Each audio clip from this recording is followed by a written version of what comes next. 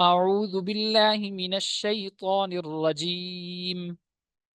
بسم اللہ الرحمن الرحیم ونفخ في الصور فإذا هم من الأجداث إلى ربهم ينسلون۔ اور سور پھونکا جائے گا تو وہ فوراً اپنی قبروں سے نکل کر اپنے رب کی طرف دوڑے چلے آئیں گے۔ ونفخا، واو کا ترجمہ اور، نفخا پھونکا جائے گا، نفخا پھونکا جائے گا، فی الصوری سور میں، فَإِذَا پس اچانک، فوراً، فوراً وہ لوگ، ہم کا ترجمہ کریں گے وہ لوگ، یہ ہم ضمیر ہے،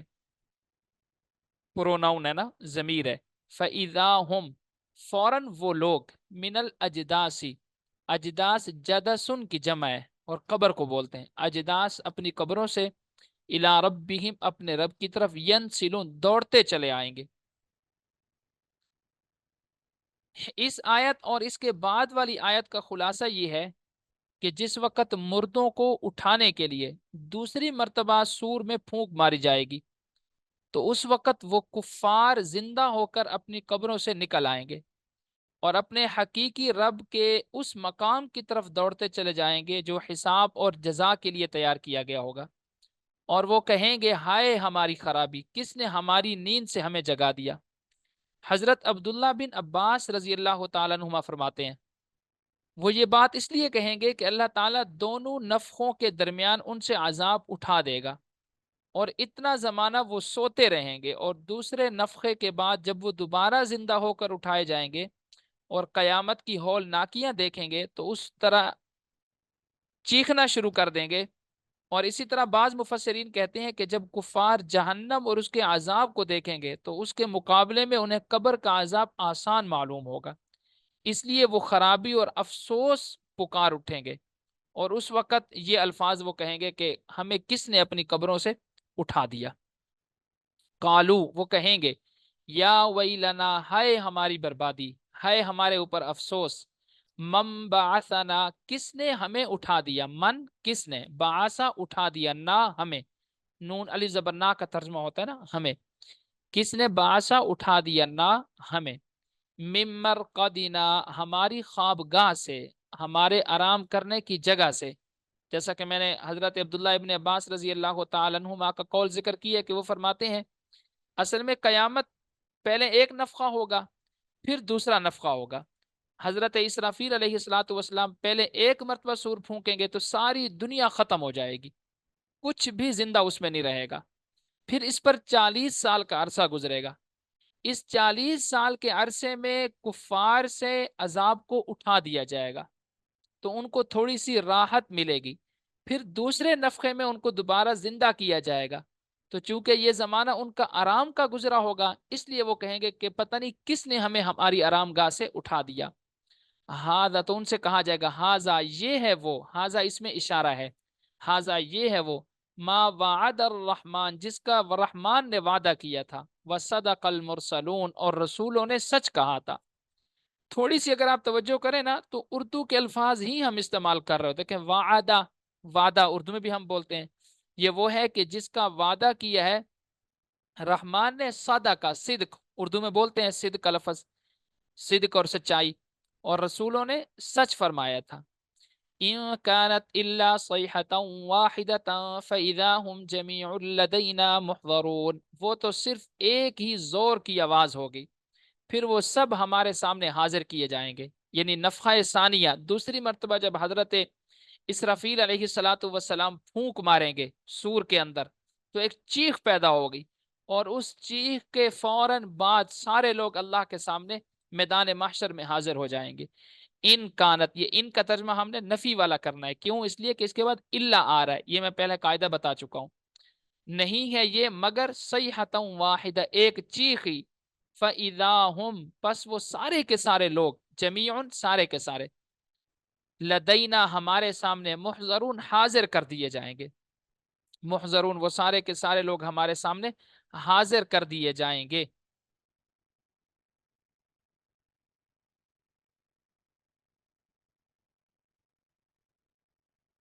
فَالْيَوْمَ لَا تُظْلَمُ نَفْسٌ شَيْئًا وَلَا تُجْزَوْنَ إِلَّا مَا كُنْتُمْ تَعْمَلُونَ، پھر اس دن کسی پر کچھ بھی ظلم نہیں کیا جائے گا اور تم اسی کا بدلہ پاؤ گے جو کیا کرتے تھے. فَالْيَوْمَ، پس اس دن یعنی قیامت کا دن، جس دن سارے لوگ اللہ کے سامنے جمع ہوں گے، لا تظلم، ظلم نہیں کیا جائے گا. اب دیکھیں ظلم کا لفظ، یوم کا لفظ سارے اردو کے الفاظ ہیں. بس وہ دن لا تظلم، ظلم نہیں کیا جائے گا، نفس، کسی نفس پر، کسی جان پر، شیئن، کچھ بھی، ذرا برابر بھی کسی پر ظلم نہیں کیا جائے گا. ولا تجزون، اور تمہیں بدلہ نہیں دیا جائے گا. تجزون، اور تمہیں بدلہ نہیں، جزا سے ہے نا، جزا کا لفظ بھی اردو میں بولا جاتا ہے، جزا اور سزا کا معاملہ. الا ما کنتم تعملون، مگر وہی جو تم کیا کرتے تھے. تعملون عمل سے ہے نا، مگر وہی جو کچھ تم کیا کرتے تھے. ان اصحاب الجنت اليوم فی شغل فاکہون، بے شک بہشتی اس دن مزے سے دل بہلا رہے ہوں گے. اب دیکھیں پہلے اللہ تعالیٰ نے جہنمیوں کا تذکرہ کیا ہے، کفار کا تذکرہ کیا ہے. کفار کی تو یہ حالت ہوگی کہ جب ان کو اٹھایا جائے گا تو وہ کہیں گے ہائے ہمیں ہماری آرام گاہ سے کس نے اٹھایا ہے، اور ایک چیخ کے ذریعے سے ان کو زندہ کیا جائے گا اور سب کے سامنے، اللہ کے سامنے بطور مجرم کے پیش ہوں گے اور ان کے بارے میں جزا اور سزا کا فیصلہ ہوگا. لیکن جو جنتی لوگ ہوں گے، جو اس دنیا میں ایمان قبول کر چکے ہیں، اعمال صالحہ جنہوں نے کیے ہیں، اور اگر کوئی گناہ ان سے ہوا ہے، انسان ہونے کے ناطے 100 گناہ ہو جاتے ہیں، لیکن وہ گناہ پر ڈٹے نہیں رہے، بلکہ انہوں نے گناہ ہو جانے کے فوراً بعد اگر اس گناہ کا تعلق اللہ کے ساتھ تھا تو توبہ کی، اور اگر بندوں کے ساتھ تھا تو توبہ کے ساتھ اپنے بندوں سے معاملات بھی صاف کر لیے. ان اصحاب الجنہ، بے شک جنتی لوگ، اصحاب جنت والے، الیوم اس دن، فی شغل فاکہون، مزے سے دل بہلا رہے ہوں گے. شغل، شغل بولتے ہیں کسی مصروفیت کو، مزے کو، مزے کے اندر فاکہون، اپنے دل وہ بہلا رہے ہوں گے. ہم و ازواجوں، پھر وہ اکیلے نہیں بلکہ ان کے ساتھ ان کی بیویاں بھی ہوں گی. ہم وہ لوگ، و ازواجہم، اور ان کی بیویاں. ازواج زوج کی جمع ہے. زوج کا لفظ عربی میں شوہر کے لیے بھی بولا جاتا ہے اور زوج کا لفظ عربی میں بیوی کے لیے بھی بولا جاتا ہے. ہم وہ، وازواجہم، اور ان کی بیویاں، فی ظلال، سایوں کے اندر ہوں گے. ظلال، ظلال ظل کی جمع ہے اور ظل سائے کو بولتے ہیں. سایوں کے اندر ہوں گے. علی الارائک، تختوں پر، اپنی نشستوں پر، متکئون، ٹیک لگائے ہوئے، جیسے بندہ آرام سے بیٹھا ہوتا ہے دنیا و ما فیہا کی ہر ٹینشن کو بھلا کر، اور بڑے مزے کے ساتھ وہ سکون کر رہا ہوتا ہے. تو کل قیامت کے دن جنتی لوگ جنہوں نے اپنے اعمال اللہ کے ساتھ بھی درست رکھے ہوں گے اور اللہ کی مخلوق کے ساتھ بھی درست رکھے ہوں گے، وہ ایسے ہی نشستیں لگا کر بیٹھے ہوئے ہوں گے. علی الارائک، اپنی تختوں پر، اپنی نشستوں پر، متکئون، ٹیک لگائے ہوئے ہوں گے، اور کسی قسم کی ان کو پریشانی نہیں ہوگی. لہم فیہا فاکہۃ ولہم ما یدعون، لہم ان کے لیے یعنی جنتیوں کے لیے، فیہا اس جنت کے اندر، فاکہۃ میوہ ہوگا، ولہم اور ان کے لیے وہ بھی ہوگا، ما یدعون جو وہ مانگیں گے. یدعون دعوت سے ہے نا، دعوت، کسی کو بلانا یا کوئی چیز مانگنا، تو ان کے لیے وہ ہوگا جو وہ مانگیں گے. یعنی جنت میں کسی قسم کی پریشانی ان کو نہیں ہوگی. سلام قولا من رب الرحیم، سلام کہا جائے گا رب رحیم کی طرف سے.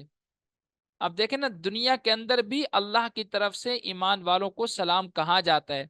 لیکن وہ سلام ڈائریکٹ نہیں ہوتا، ہم اس کی لذت کو محسوس نہیں کر سکتے دنیا کے اندر. لیکن کل قیامت کے دن تو اللہ رب العزت براہ راست جنتیوں سے مخاطب ہو کر ان کو سلام فرمائیں گے. سلام قولا من رب الرحیم، سلام قولا کہا جائے گا رب رحیم کی طرف سے. وامتازوا اليوم ایھا المجرمون، الگ ہو جاؤ آج کے دن اے مجرمو. اس سے پہلی آیت میں اہل جنت کا اخروی حال بیان کیا گیا، اور اب یہاں سے اہل جہنم کا اخروی حال بیان کیا جا رہا ہے. چنانچہ ارشاد فرمایا کہ قیامت کے دن کہا جائے گا اے مجرمو آج جدا ہو جاؤ. اس کی تفسیر میں ایک قول یہ ہے کہ جس وقت مومن جنت کی طرف روانہ کیے جائیں گے، اس وقت کفار سے کہا جائے گا کہ الگ ہٹ جاؤ اور مومنین سے علیحدہ ہو جاؤ. دوسرا اس میں یہ بھی مفسرین کا قول ہے کہ کفار کو یہ حکم ہوگا کہ الگ الگ جہنم میں اپنے اپنے مقام پر چلے جاؤ. تیسرا قول اس میں یہ ہے کہ قیامت کے دن مجرموں کو ایک دوسرے سے الگ الگ کر دیا جائے گا، جیسے یہودیوں، عیسائیوں، مجوسیوں، ستارہ پرستوں اور ہندوؤں کو، جو کہ الگ الگ فرقے ہیں، ایک دوسرے سے جدا کر دیا جائے گا۔ بہت بڑے اللہ والے گزرے ہیں اور بڑے عالم بھی تھے، امام ابو اللیث نصر بن محمد سمرقندی رحمت اللہ علیہ، وہ اس آیت کی تفسیر میں ایک قول نقل کرتے ہیں کہ قیامت کے دن ایک منادی یوں ندا کرے گا: اے کافرو، تم مومنوں سے الگ ہو جاؤ کیونکہ وہ کامیاب ہو گئے ہیں، اور اے منافقو، تم مخلص لوگوں سے جدا ہو جاؤ کیونکہ وہ کامیاب ہو گئے ہیں، اور اے فاسقو، تم بھی نیک لوگوں سے جدا ہو جاؤ کیونکہ وہ کامیاب ہو گئے ہیں، اور اے گناہ گارو، تم اطاعت گزاروں سے جدا ہو جاؤ کیونکہ وہ کامیاب ہو چکے ہیں۔ وم تازو، الگ ہو جاؤ آج کے دن، ایوہ المجرمون، اے مجرمو، علم اعہد الیکم، کیا ہم نے تمہارے ساتھ وعدہ نہیں کیا تھا؟ علم، اس کے شروع میں جو حمزہ ہے یہ کویسچن کے لیے، سوال کے لیے آتا ہے۔ لم اعہد، لم یہ نفی کے لیے آتا ہے، کیا ہم نے وعدہ نہیں کیا تھا تمہارے ساتھ؟ یا بنی آدم، کہ اے آدم کی اولاد، اللہ تعبد الشیطان، شیطان کی عبادت نہ کرنا، انہو لکم عدو مبین، بے شک وہ تمہارا کھلا دشمن ہے۔ اچھا دیکھیں، شیطان کی عبادت سے دو چیزیں مراد ہیں۔ ایک تو یہ ہے کہ حقیقتاً کچھ لوگ شیطان کی عبادت کرنے لگ جائیں گے، شیطان کو پوجنے لگ جائیں گے، ایسے لوگ بھی دنیا کے اندر موجود ہیں جو حقیقتاً شیطان کی عبادت کرتے ہیں۔ اور شیطان کی عبادت کی دوسری صورت یہ ہے کہ شیطان کے دکھائے ہوئے رستے پر چل پڑیں، شیطان ان کو رستہ دکھاتا ہے کہ بتوں کی عبادت کرو تو وہ بتوں کی عبادت کی طرف چل پڑتے ہیں، شیطان ان کو رستہ دکھاتا ہے کہ فرشتوں کو اللہ کی بیٹیاں سمجھنا شروع کر دو تو وہ فرشتوں کو اللہ کی بیٹیاں سمجھنا شروع کر دیتے ہیں، شیطان ان کو رستہ دکھاتا ہے کہ آخرت کا انکار کر دو، آخرت ہے ہی نہیں، تو وہ اس رستے پر چل پڑتے ہیں۔ یہ بھی حقیقتاً شیطان ہی کی عبادت ہے کیونکہ بات اسی کی مانی جا رہی ہے۔ وَأَنِ اعْبُدُونِي، اور یہ کہ تم میری عبادت کرو، یعنی اللہ تعالیٰ کہہ رہے ہیں کہ ہم نے تم سے یہ وعدہ کیا تھا کہ شیطان کی عبادت نہیں کرنی، أَنِ اعْبُدُونِي، میری ہی تم عبادت کرو،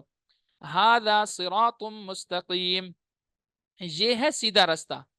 وَلَقَدْ أَضَلَّ، اور بے شک، لقد کا ترجمہ کیا کرتے ہیں؟ بے شک، أَضَلَّ مِنْكُمْ جِبِلًّا كَثِيرًا، أَضَلَّ گمراہ کر دیا ہے شیطان نے، منکم تم میں سے، جبلن کثیرہ بہت سے لوگوں کو، جبلن مخلوق، لوگ، کثیرہ بہت زیادہ، افلم تکونوا تعقلون، کیا تمہیں عقل نہیں تھی؟ یعنی ایک طرف رحمان کی بات ہے اور ایک طرف شیطان کی بات ہے، تو تمہیں چاہیے تھا کہ تم رحمان کی بات کو مانتے جس کے بارے میں تمہیں یقین بھی ہے کہ وہ سچ بولتے ہیں، اور ایک طرف شیطان کی بات ہے جس کے بارے میں تمہیں یقین ہے کہ شیطان جھوٹ بولتا ہے، تو جس کے بارے میں تمہیں یقین ہے کہ وہ جھوٹ بولتے ہیں اس کے رستے پر تم چلے ہو، اور جس کے بارے میں تمہیں یقین تھا کہ رحمان سچ کہتے ہیں اس کے رستے کو تم نے چھوڑ دیا، کیا تمہارے اندر عقل نہیں تھی؟ ہذہ جہنم التی کنتم توعدون، یہ ہے وہ جہنم جس کا تم سے وعدہ کیا گیا تھا، اس لو داخل ہو جاؤ، ہاں اس جہنم کے اندر، ہاں ضمیر ہے، پروناؤن ہے، داخل ہو جاؤ اس جہنم کے اندر، الیوم آج کے دن، بما یہ با وجہ بیان کرنے کے لیے ذکر کی جاتی ہے، جہنم کے اندر داخل ہو جاؤ، کیوں؟ اس لیے کہ تم کفر کرتے تھے، تم نے اللہ کا انکار کر دیا تھا، اللہ کی توحید کا انکار کر دیا تھا، رسالت مآب صلی اللہ علیہ وسلم کا انکار کر دیا تھا، عقید آخرت کو ماننا چھوڑ دیا تھا۔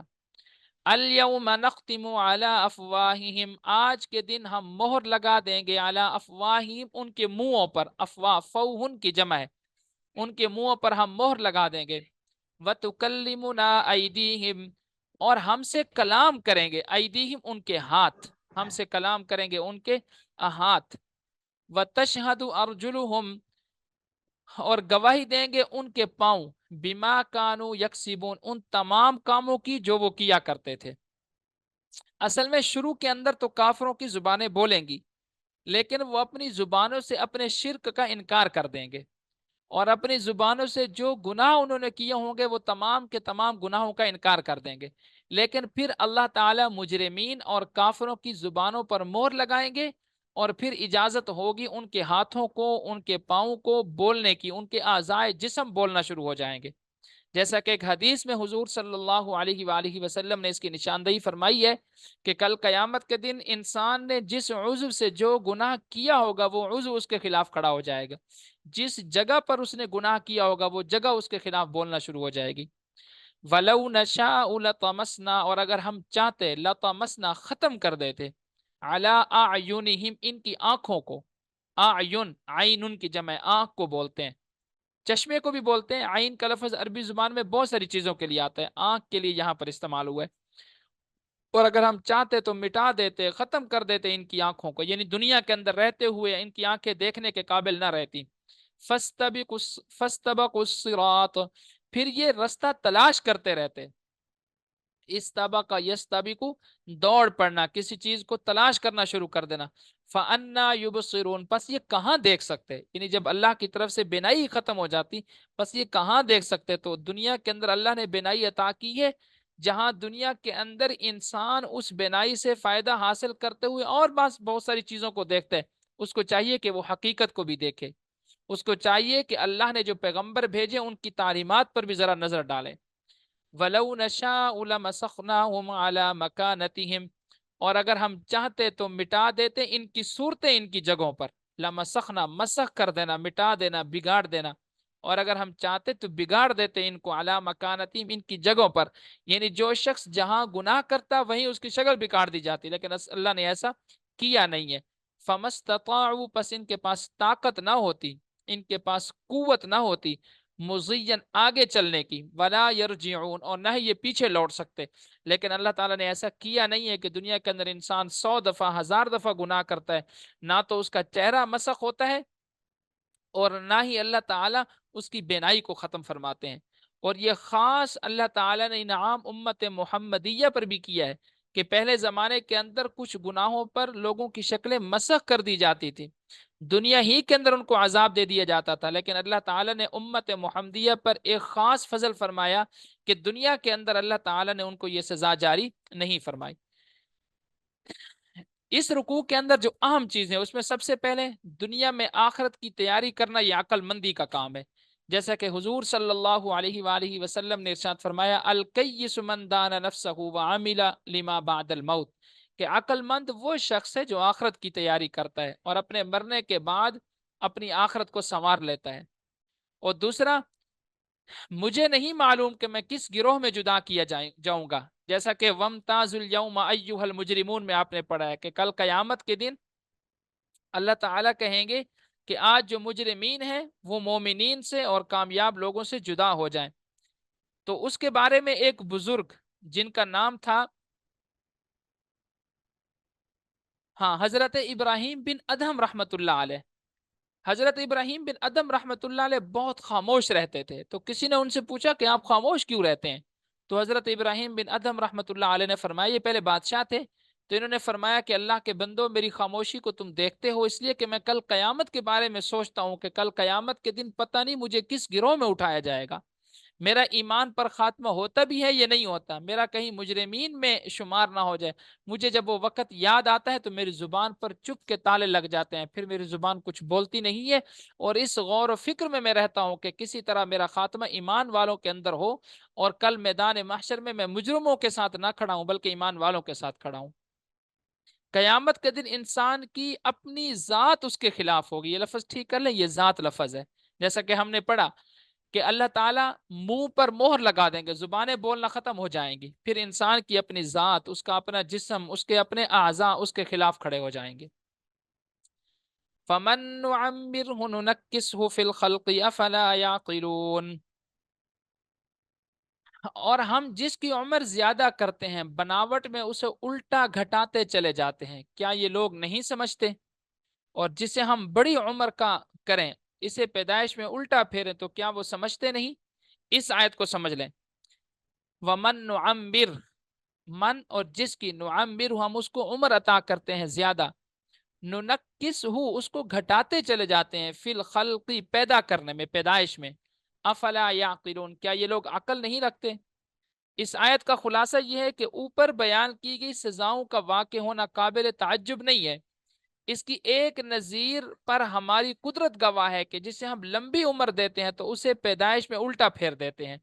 کہ وہ بچپن جیسی کمزوری اور توانائی کی طرف واپس ہونے لگتا ہے۔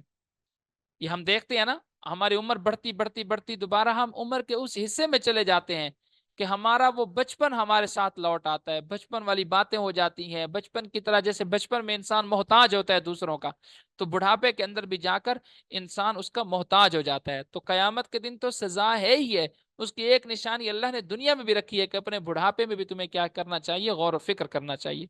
وَمَن نُعَمِّرْهُ، جس کو ہم لمبی عمر دیتے ہیں، اس کو ہم لوٹا دیتے ہیں اس کی پیدائش والے دنوں کی طرف، اس کے بچپن کی طرف۔ افلا یعقلون، کیا یہ لوگ عقل نہیں رکھتے؟ وما علمناه الشعر وما ينبغي له، اور ہم نے جناب نبی کریم صلی اللہ علیہ وسلم کو شعر نہیں سکھائے، اور نہ ہی شعر آپ صلی اللہ علیہ وآلہ وسلم کے مناسب تھے۔ اصل میں یہ ایک اعتراض کا جواب ہے۔ وہ اعتراض یہ ہے کہ کفار مکہ کا ایک اعتراض تھا جناب نبی کریم صلی اللہ علیہ وآلہ وسلم پر کہ آپ صلی اللہ علیہ وسلم ایک شاعر ہیں۔ تو اللہ تعالیٰ نے اس کی نفی فرمائی کہ ہم نے حضور کو اشعار نہیں سکھائے، کیونکہ اشعار حضور صلی اللہ علیہ وآلہ وسلم کی ذات گرامی کے لیے مناسب نہیں ہے۔ ان اشعار سے مراد وہ اشعار ہیں جو شرک پر مبنی ہوں، جو محبت اور عشقیہ اشعار ہوں، جو ایک محبوب اپنی محبوبہ کے بارے میں کہتا ہے، جس کے اندر وہ ہر قسم کی بے حیائی کے الفاظ بولتا ہے، وہ اشعار اس میں مراد ہے۔ باقی جہاں پر حکمت والے اشعار کا تعلق ہے تو وہ آپ صلی اللہ علیہ وآلہ وسلم نے پسند بھی فرمایا، صحابہ کرام سے سنا بھی کرتے تھے، اور ایک مشہور قول بھی ہے کہ بعض اشعار کے اندر بھی حکمت بھری ہوتی ہے۔ ان ہوا الا ذکر، نہیں ہے یہ قرآن مگر نصیحت، و قرآن مبین، اور واضح قرآن، یعنی یہ جو حضور صلی اللہ علیہ وسلم پر اتارا جا رہا ہے یہ اشعار نہیں ہے، بلکہ یہ نصیحت بھرا کلام ہے اور واضح قرآن کریم ہے۔ آگے پھر اس کا مقصد بیان کیا، لِيُنذِرَ مَن كَانَ حَيًّا وَيَحِقَّ الْقَوْلُ عَلَى الْكَافِرِينَ، تاکہ جناب نبی کریم صلی اللہ علیہ وسلم ڈر سنائے من ان لوگوں کو جو زندہ ہیں۔ زندہ ہونے سے مراد جس کا دل زندہ ہے، جس کے اندر خشیت الہی ہے، جو اپنی آخرت کی تیاری کرنا چاہتا ہے۔ وَيَحِقَّ الْقَوْلُ عَلَى الْكَافِرِينَ، اور بات کافروں پر ثابت ہو چکی ہے، یعنی جن لوگوں نے ایمان نہیں لانا ان کے بارے میں تو یقینی بات ثابت ہو چکی ہے کہ ان کو اللہ کا عذاب آ کر رہے گا، دنیا میں آئے یا آخرت میں۔ اولم يروا انا خلقنا لهم مما عملت ایدینا، کیا ان لوگوں نے دیکھا نہیں ہے بے شک ہم نے ان کو پیدا کیا اس چیز سے کہ عمل کیا ہمارے ہاتھوں نے ہی، انعاما فهم لها مالکون، اور ان کے لیے ہم نے چوپائے بنائے، جانور بنائے، پس یہ ان جانوروں کے مالک بھی ہیں۔ اور کیا انہوں نے دیکھا نہیں کہ ہم نے اپنے ہاتھ کے بنائے ہوئے چوپائے ان کے لیے پیدا کیے؟ اولم یرو، کیا انہوں نے دیکھا نہیں ہے کہ بے شک ہم نے بنائے ان کے لیے وہ چیزیں جس میں عمل کیا ہمارے ہاتھوں نے۔ ہمارے ہاتھوں سے مراد اللہ تعالیٰ کی قدرت، کہ اللہ تعالیٰ نے قدرت سے اتنے بڑے بڑے چوپائے بنائے اور پھر ان چوپایوں کو انسان کے حوالے کر دیا، حالانکہ وہ جو چوپائے ہیں جو انسان کے حوالے کیے گئے وہ طاقت کے اندر انسان سے کہیں بڑھ کر ہیں، لیکن اللہ تعالیٰ نے ان کو انسان کے قابو میں کر دیا۔ تو جب اللہ تعالیٰ نے ان چوپایوں کو انسان کے قابو میں کیا ہے تو انسان کو چاہیے تھا کہ اللہ کا شکر گزار ہوتا اور یہ اللہ کے اپنے آپ کو اللہ کے حوالے کر دیتا، جیسے یہ چوپائے اللہ تعالیٰ نے ان کے حوالے کیے ہیں۔ وَذَلَّلْنَاهَا لَهُمْ فَمِنْهَا رَكُوبُهُمْ وَمِنْهَا يَأْكُلُونَ، اور انہیں ان کے بس میں کر دیا ہے۔ وَذَلَّلْنَا، اور ہم نے قدرت دے دی ہے، ہاں ان چوپایوں پر، لہم ان انسانوں کو، فَمِنْهَا رَكُوبُهُمْ، پس ان میں سے کچھ ایسے ہیں، رکوبہم جو ان کی سواریاں بنتے ہیں، وَمِنْهَا يَأْكُلُونَ، اور ان میں سے کچھ ایسے ہیں جن کو یہ کھاتے ہیں، جیسے خچر ہے، گھوڑا ہے، گدھا ہے، یہ سواریوں کے کام آتے ہیں، بیل ہے، بکری ہے، اونٹ ہے، یہ کھانے کے کام آتا ہے۔ وَلَهُمْ فِيهَا مَنَافِعُ وَمَشَارِبُ، اور ان کے لیے اس میں نفع کی بہت ساری چیزیں ہیں، اور ان سے ان کو دودھ بھی پلایا جاتا ہے، مشارب پینے کی چیزیں بھی جانوروں کے اندر موجود ہیں، یعنی دودھ۔ افلا یشکرون، کیا یہ شکر ادا نہیں کرتے؟ وَاتَّخَذُوا مِن دُونِهِ آلِهَةً لَعَلَّهُمْ يُنصَرُونَ، اور ان لوگوں نے بنا لیے اللہ کے علاوہ آلِهَةً ایسے خدا، لعلہم ینصرون شاید کہ ان کی مدد کی جائے، یعنی انہوں نے اپنی گمان کے مطابق بتوں کو اپنا خدا بنا لیا، عیسائیوں نے حضرت عیسیٰ کو خدا کے برابر کر دیا، تو ان لوگوں نے ایسا کیوں کیا؟ یہ سمجھتے ہیں کہ شاید ہماری مدد کی جائے گی، حالانکہ مدد کی نہیں جائے گی، جیسا کہ آگے فرمایا لا یستطیعون نصرہم، ان کے پاس طاقت نہیں ہے ان کی مدد کرنے کی، وہم لہم جندن، اور وہ ایسے لشکر ہیں محضرون کہ جن کو حاضر کیا جائے گا، یعنی جن کی یہ عبادت کر رہے ہیں ان کو بھی اللہ کے سامنے کل قیامت کے دن حاضر کیا جائے گا، وہ تو اپنی مدد نہیں کر سکیں گے، ان کی مدد وہ کیا کریں گے؟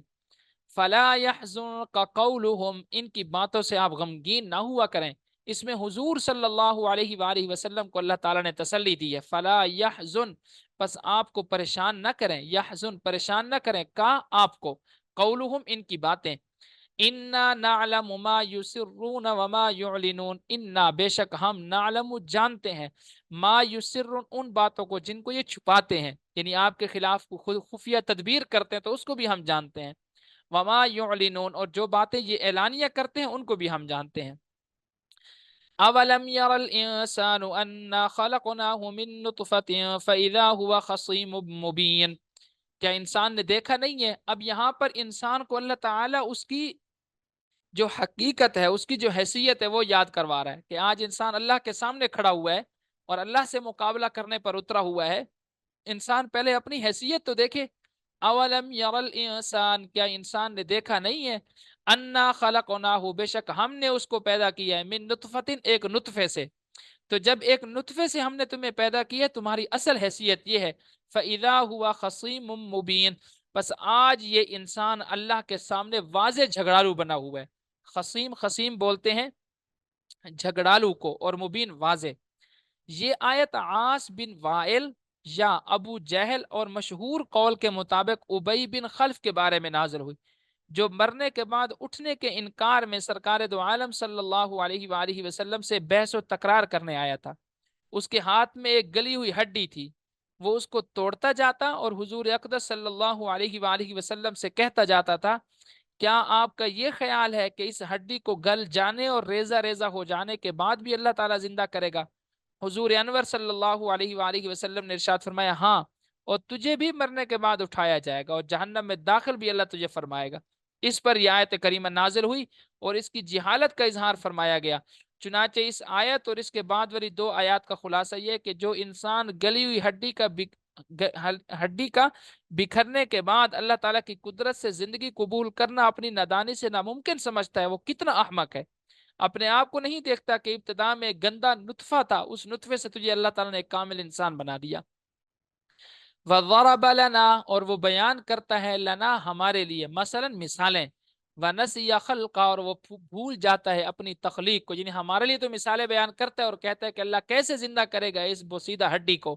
اپنی اصل تخلیق کو یہ بھول جاتا ہے کہ اللہ نے نطفے سے کیسے پیدا کیا تھا۔ قال، اس انسان نے کہا، من یحیی العظام، کون زندہ کرے گا ہڈیوں کو، وہی رمیم، حالانکہ وہ بوسیدہ ہو چکی ہوں گی، رمیم بوسیدہ ہو چکی ہوں گی۔ کل کہہ دو، یحیی پیدا کیا ہے ہاں اس کو، الذی انشأہا جس نے اس کو پیدا کیا پہلی مرتبہ، کل کہہ دو یحیی اس کو زندہ کرے گا، اس ہڈی کو زندہ کرے گا، الذی وہی ذات کرے گی، انشأ جس نے پیدا کیا تھا ہاں اس کو، اول مرہ پہلی مرتبہ، وَهُوَ بِكُلِّ خَلْقٍ عَلِيمٌ اور وہ اپنی تمام مخلوق کو جانتا ہے۔ یعنی کسی کو یہ شبہ نہیں ہونا چاہیے کہ جب انسان مر کر مٹی ہو جائے گا تو کون سے ذرات کس انسان کے ہیں، کیسے اللہ زندہ کرے گا، تو فرمایا وہ اپنی تمام مخلوق کو جانتا ہے، کس کا ذرہ مٹی کے کس حصے میں ملا ہے اللہ تعالیٰ اس کو جاننے والا ہے، وہ چیز اللہ تعالیٰ کے علم سے غائب نہیں ہوتی۔ الذی جعل لکم من الشجر الاخضر، اللہ ہی کی وہ ذات ہے جس نے بنایا تمہارے لیے سبز درخت۔ اصل میں عرب کے اندر ایک درخت اگتا تھا، عربوں کے ہاں ایک درخت اگتا تھا، بلکہ دو درخت اگتے تھے۔ جب ان دو درختوں کی جو کیا نام ہے لکڑیاں ہوتی تھیں، وہ عام طور پر جنگلوں میں پایا جاتا تھا، اس میں سے ایک درخت کا نام تھا مرخ اور دوسرے کا نام تھا عفار۔ مرخ اور عفار، ان کی یہ خاصیت تھی کہ جب ان کو آپس میں رگڑا جاتا تو اس سے آگ پیدا ہوتی تھی۔ تو یہ بھی اللہ کی ایک بہت بڑی قدرت کی نشانی ہے کہ سر سبز درخت ہے، اس کی کیا نام ہے لکڑیوں کو آپس میں رگڑا جائے تو اس سے آگ پیدا ہو جائے۔ تو اس کی یہاں پر مثال تھی کہ اللہ ہی کی وہ ذات ہے جس نے بنایا تمہارے لیے سبز درختوں سے نارن آگ کو، فَإِذَا أَنْتُمْ پس تم منہ اس لکڑی سے توقدون آگ جلاتے ہو، یعنی آپس میں رگڑتے تھے تو آگ پیدا ہوتی تھی۔ تو فرمایا یہ بھی تمہارے لیے اللہ کی ایک نشانی ہے۔ اولیس الذی، کیا اللہ کی ذات ایسی نہیں ہے، خلق السماوات والارض کہ جس نے پیدا کیا آسمانوں کو اور زمین کو، بقادر اپنی قدرت کے ساتھ، بقادرین، وہ قادر بھی ہے، علی اس بات پر، ان یخلق مثلہم کہ وہ پیدا کرے ان کی مثل، بل وہو الخلاق، بلا کیوں نہیں، بلا کیوں نہیں، یعنی یہ جو چیزیں لوگ جھٹلا رہے ہیں ایسا کیوں نہیں ہو سکتا، وہو الخلاق العلیم، اور اللہ رب العزت خلاق سب سے بڑے پیدا کرنے والے ہیں، العلیم اور سب کچھ جاننے والے ہیں، انما امرہ بے شک اس کا حکم، اذا ارادہ جب وہ ارادہ کر لیتا ہے، شیئن کسی چیز کا، ان یقول لہ اس کو وہ کہتا ہے، کن ہو جا، فیکون پس وہ ہو جاتی ہے۔ اچھا، کن فیکون کا لفظ بھی اللہ تعالیٰ نے ہمیں سمجھانے کے لیے فرمایا کہ ہم کن کہتے ہیں تو وہ چیز ہو جاتی ہے، باقی اللہ کو تو کن کہنے کی بھی ضرورت نہیں ہے۔ فسبحان الذی بیدہ ملکوت کل شیء، پس پاک ہے وہ ذات جس کے قبضہ قدرت میں ملکوت ملکیت ہے، کل شیء ہر چیز کی، وَإِلَيْهِ تُرْجَعُونَ اور اسی کی طرف تمہیں لوٹایا جائے گا۔ اس رکوع میں ایک خاص چیز تو ہم نے یہ پڑھی کہ قرآن مجید شاعری کی کتاب نہیں ہے، جیسا کہ کفار مکہ کہتے تھے کہ یہ تو شاعری کی کتاب ہے۔ اسی طرح نزول قرآن کا مقصد بھی بیان فرمایا، لِيُنذِرَ مَنْ كَانَ حَيًّا، تاکہ جناب نبی کریم صلی اللہ علیہ وسلم باخبر کریں ان لوگوں کو جو زندہ ہیں، یعنی جن کے دل زندہ ہیں۔ پھر انسان کی حقیقت بھی بتائی کہ انسان کی حقیقت کیا ہے، کہ وہ ایک نطفہ تھا، پھر اللہ تعالیٰ نے اس کو ایک کامل انسان بنا دیا۔ پھر اللہ کی قدرت کی ایک نشانی بھی آئی کہ تم دیکھتے ہو تمہارے سامنے دو لکڑیاں ہوتی ہیں، سر سبز و شاداب ہوتی ہیں، ان کو تم آپس میں رگڑتے ہو تو اس سے آگ پیدا ہونا شروع ہو جاتی ہے۔ چلیں جی، یہاں تک کرتے ہیں انشاءاللہ۔